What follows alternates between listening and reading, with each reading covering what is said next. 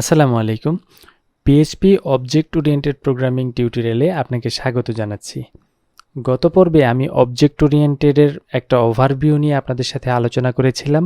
আপনি যদি গত পর্বটি মিস করে থাকেন তাহলে ডেসক্রিপশনে লিংক দেওয়া রয়েছে, সেখান থেকে দেখে আসতে পারেন। আজকে আমরা অবজেক্ট ওরিয়েন্টেডের একদম বেসিক থেকে কোডিং করা শুরু করব, অর্থাৎ প্র্যাকটিক্যালি আমি আপনাকে দেখানোর চেষ্টা করব অবজেক্ট ওরিয়েন্টেডের অবজেক্ট বলতে আসলে কি বোঝায়, প্রপার্টিজ কী, সেই সাথে মেথড কী এবং কিভাবে অবজেক্ট ওরিয়েন্টেড কাজ করে, সেই বিষয়গুলো আজকে আমরা প্র্যাকটিক্যালি দেখব। এক্ষেত্রে আমি লারাগন সার্ভারটা ইউজ করছি। আপনি ওয়াম্প অথবা জ্যাম্প অথবা ম্যাম্প যে কোনো সার্ভার ইউজ করতে পারেন আপনার ইচ্ছে অনুযায়ী। আমি প্রথমেই আমার সার্ভারটি ওপেন করে নিতে চাই, অর্থাৎ আমার যে লারাগন সার্ভারটি রয়েছে এটা স্টার্ট করে নিচ্ছি। আমি লারাগন সার্ভারটি স্টার্ট করে নেওয়ার পর আমি এখন আমার লারাগন যে ফোল্ডার রয়েছে আমি চাইলে এখান থেকে ক্লিক করেও একদম রুট ফোল্ডারে প্রবেশ করতে পারি। রুট ফোল্ডারে প্রবেশ করার পর আমি এখানে নতুন করে একটি ফোল্ডার ক্রিয়েট করব। আমি যদি সিম্পলি লিখি ওপিপি, আমি ওপিপি নামে একটা ফোল্ডার ক্রিয়েট করলাম এবং আমার এই ফোল্ডারটি আমি সিএমডিতে ওপেন করলাম। সিএমডিতে বা কমান্ড প্রম্পটে ওপেন করার পর আমার এই ফোল্ডারটি আমি ভিজুয়াল স্টুডিও কোডে ওপেন করলাম। এখন আমি যদি আমার এই ফোল্ডারটি বা আমার এই প্রজেক্টটি ব্রাউজারে ওপেন করতে চাই, এজন্য আমাকে লোকাল হোস্ট দেন ওপিপি অর্থাৎ আমার প্রজেক্টের ফোল্ডারের নামটি লিখতে হবে। এন্টার দেওয়ার পর যেহেতু আমার এই ফোল্ডারের মধ্যে বা প্রজেক্টের মধ্যে কোনো ফাইল নাই, এজন্য এখানে ব্ল্যাঙ্ক বা প্যারেন্ট ডিরেক্টরিটাই শো করছে। আমি যদি এখানে এখন একটা ফাইল ক্রিয়েট করি index.php নামে এবং সেটাকে যদি সেভ দেই, সেভ দেওয়ার পরে আমি যদি একটু রিলোড দেই, আমি দেখতে পাচ্ছি এটা ব্ল্যাঙ্ক শো করছে। কারণ হচ্ছে কি যে আমার যে ইন্ডেক্স ফাইলটা রয়েছে এটা কিন্তু ব্ল্যাঙ্ক। এখন আমরা যদি আমাদের এই ফাইলে পিএইচপি কোড লিখতে চাই, সেজন্য পিএইচপির স্টার্টিং সিনট্যাক্সটা লিখে নিলাম। দেন এ পর্যায়ে নর্মালি আমরা সাধারণত বিভিন্ন ফাংশন ক্রিয়েট করে থাকি, ভেরিয়েবল ক্রিয়েট করে থাকি। এক্ষেত্রে আমি একটা ক্লাস ক্রিয়েট করছি। যেহেতু আমরা অবজেক্ট ওরিয়েন্টেড প্রোগ্রামিং সম্পর্কে শিখতে চাচ্ছি বা জানতে চাচ্ছি, সেজন্য আমি অবজেক্ট ওরিয়েন্টেডের একটা ক্লাস ক্রিয়েট করলাম, সাপোজ মানুষ। দেন আমি সেকেন্ড ব্র্যাকেট দিয়ে দিলাম। নর্মালি আমরা যদি ফাংশন লিখি অর্থাৎ ফাংশন ক্রিয়েট করতে চাই, সেক্ষেত্রে কিন্তু আমরা ফাংশন তারপর ফাংশনের এরকম একটা যে কোনো একটা নাম দিই, ফাংশনের যে কোনো একটা নাম দিয়ে দেন আমরা ফার্স্ট ব্র্যাকেট দিই, দেন সেকেন্ড ব্র্যাকেট দিয়ে আমরা এভাবে লিখি, এই সিনট্যাক্সে লিখি। তবে আমরা যেহেতু অবজেক্ট ওরিয়েন্টেড প্রোগ্রামিং করছি, এজন্য আমাদেরকে ক্লাস ডিফাইন করতে হবে এবং ক্লাস তৈরি করার জন্য প্রথমে আমাকে ক্লাস কিওয়ার্ডটা ইউজ করতে হবে, অর্থাৎ ক্লাস লিখতে হবে। ক্লাস লেখার পরে আমাকে যে কোনো একটা নাম দিতে হবে। আমি মানুষ দিতে পারি অথবা ম্যান দিতে পারি। দিয়ে আমি এখন সরাসরি সেকেন্ড ব্র্যাকেট দিয়ে দিচ্ছি। এখন আমার কিন্তু একটা ক্লাস তৈরি হয়ে গেল। আমি যদি এখন আমার ব্রাউজারটাকে রিলোড করি, আমি কিন্তু কোনো আউটপুট এখানে দেখতে পাচ্ছি না। কারণ হচ্ছে ক্লাসের মধ্যে কিন্তু কোনো কিছু নাই, অর্থাৎ আমার যে অবজেক্ট সেই অবজেক্টটা কিন্তু আমি পেয়ে গেছি। এখন এই অবজেক্টের ভিতর আমরা যদি একটা ভেরিয়েবল রাখতে চাই, সেক্ষেত্রে আমি একটা ভেরিয়েবলের নাম দিলাম, দিয়ে বললাম একটা নাম দিয়ে এখানে আমি বললাম যে হিরো, হিরো লিখলাম। হিরো লেখার পর আমি কি করলাম, এখন একটা পাবলিক লিখে একটা ফাংশন ক্রিয়েট করলাম। ফাংশন ক্রিয়েট করে আমি এখানে বললাম রিটার্ন। আমি রিটার্ন করতে পারি অথবা ইকো করতে পারি। আমি এখন ইকো করলাম আই এম, তারপরে আমি একটা ডট দিয়ে কনকেট করব হচ্ছে উপরের যে ভেরিয়েবলটা সিলেক্ট করেছি। আমি যেহেতু এখানে ভেরিয়েবল সিলেক্ট করেছি, আমরা কিন্তু নর্মালি এইভাবে আমরা লিখতে পারছি না। নর্মালি কিন্তু আমরা এইভাবে ভেরিয়েবল ডিক্লেয়ার করলে লিখতে পারি। আমি যদি আমার আগের ফরম্যাটেই লিখি, এখন সে কি করছে আপনি দেখেন যে এখানে ফাংশনের ক্ষেত্রে কিন্তু আমি ফাংশনের নাম দিতে হবে। আমি সাপোজ ইনিট নাম দিলাম। এখন যদি আমি সেভ দিই, এখনও কিন্তু আমার আউটপুট এখানে কোনো কিছুই আসবে না। কেন আসবে না? কারণ আমি শুধুমাত্র একটা অবজেক্ট ক্রিয়েট করেছি। এই অবজেক্টের মধ্যে আমি একটা প্রপার্টিজ রেখেছি। আমি গত পর্বে অবজেক্ট, প্রপার্টিজ, মেথড এইগুলো সম্পর্কে আলোচনা করেছিলাম। তারপরেও আজকে যেহেতু প্র্যাকটিক্যালি দেখাচ্ছি, এজন্য একটু আলোচনা করি।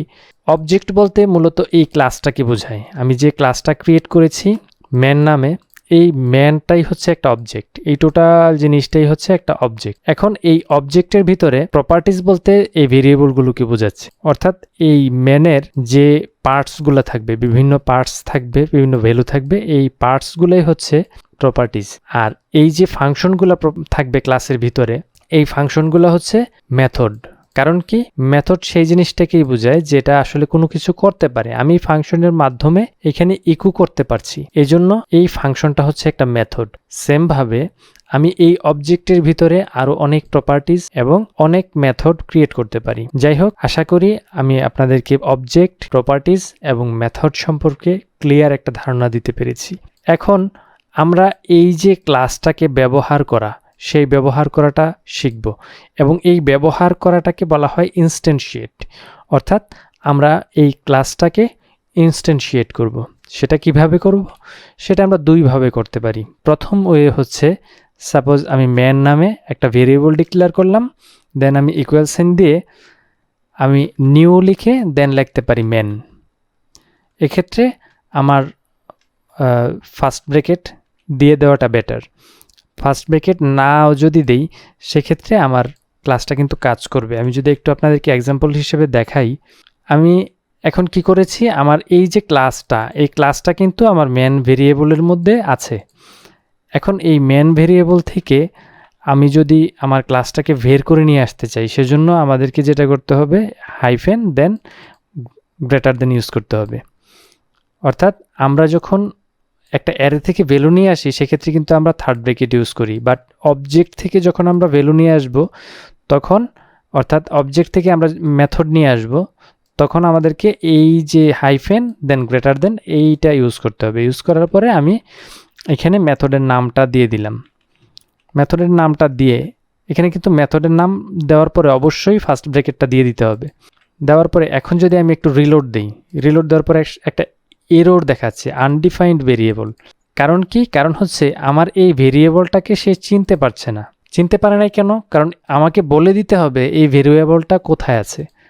আমার ভেরিয়েবলটা কিন্তু এই ক্লাসের ভিতরে আছে, এজন্য আমাকে যেটা করতে হবে, এই ভেরিয়েবলটাকে দিস কিওয়ার্ডের মাধ্যমে বের করে ফেলতে হবে। অর্থাৎ আমি এখন বের করে ফেললাম যে এই দিস মানে হচ্ছে এই ক্লাসটা, অর্থাৎ এই মেন ক্লাসের ভিতরেই var নামে একটা ভেরিয়েবল আছে যেটা আসলে আমি এখানে প্রিন্ট করেছি বা ইকো করেছি। এখন যদি আমি একটু রিলোড দেই, আমি দেখতে পাচ্ছি আই এম হিরো লেখাটা এখানে শো করছে। তাহলে আমরা দুইটা জিনিস শিখতে পারলাম। প্রথমটা হচ্ছে যে কোনো একটা অবজেক্ট থেকে আমরা যদি প্রপার্টিজ বের করতে চাই, তাহলে সেই অবজেক্টের নামটা দিয়ে, অর্থাৎ আমরা সেই অবজেক্ট থেকে যদি প্রপার্টিজ বের করতে চাই, প্রপার্টিজের শুধু নামটাই লিখতে হবে, ব্র্যাকেট দেওয়ার কোনো প্রয়োজন নাই। আর যদি আমরা মেথড বের করতে চাই সেক্ষেত্রে অবশ্যই আমাদেরকে ফার্স্ট ব্র্যাকেট দিয়ে দিতে হবে। আরেকটা বিষয় হচ্ছে, আমরা যখন একটা ক্লাসকে ইনস্ট্যান্সিয়েট করব তখন অবশ্যই আমরা এখানে ফার্স্ট ব্র্যাকেট ইউজ করব। কারণটা কি? কারণ হচ্ছে আমি যখন পরবর্তীতে এই ক্লাসের মধ্যে কিভাবে আমরা কনস্ট্রাক্টর, ডিস্ট্রাক্টর ইউজ করব সেই বিষয়গুলো দেখাবো, তখন আপনারা ভালোভাবে বুঝতে পারবেন যে কেন আমরা ফার্স্ট ব্র্যাকেটটা এখানে ব্যবহার করব। তবে আপনি শুরু থেকেই ক্লাসকে ইনস্ট্যান্সিয়েট করার জন্য ফার্স্ট ব্র্যাকেটটাকে ইউজ করবেন, এটা হচ্ছে গুড প্র্যাকটিস। আমি যদি বাইরে আমার এই ভেরিয়েবলের, অর্থাৎ এই প্রপার্টিজের ভ্যালুটাকে বের করতে চাই, সেজন্য আমাকে সেমভাবে লিখতে হবে ম্যান, অর্থাৎ অবজেক্ট থেকে আমি বের করতে চাচ্ছি আমার var, অর্থাৎ আমার ভেরিয়েবল বা প্রপার্টিজ যেটা আছে আমি সেটা বের করতে চাচ্ছি। এখন যদি রিলোড দেই তাহলে আমার এই হিরো লেখাটা, অর্থাৎ এইটা কিন্তু শো করছে না। শো না করার কারণ হচ্ছে আমরা কিন্তু এখানে নর্মালি আমাদের যে প্রপার্টিজটা আছে সেটা শুধুমাত্র এখানে লিখেছি, বাট প্রিন্ট করার জন্য কিন্তু কোনো কিছু বলি নাই, অর্থাৎ ইকো করি নাই। এখন আমি যদি এটাকে শো করতে চাই অবশ্যই আমাকে ইকো করে নিতে হবে। এখন যদি আমি একটু রিলোড দেই, আমি দেখতে পাচ্ছি যে এই যে হিরোটা আবার শো করছে। অর্থাৎ আমি যদি এখন আমার এই ইনিটটা কেটে দেই, আমার এখন কিন্তু শুধু এই যে হিরো লেখাটা এটাই শো করবে। আমরা একটা অবজেক্ট তৈরি করতে পেরেছি এবং অবজেক্টের মধ্যে আমরা প্রপার্টিজ সেট করতে পেরেছি। সেই প্রপার্টিজকে ব্যবহার করে আমরা আবার একটা মেথডও তৈরি করেছি। সো আজকের ভিডিওতে এ পর্যন্তই।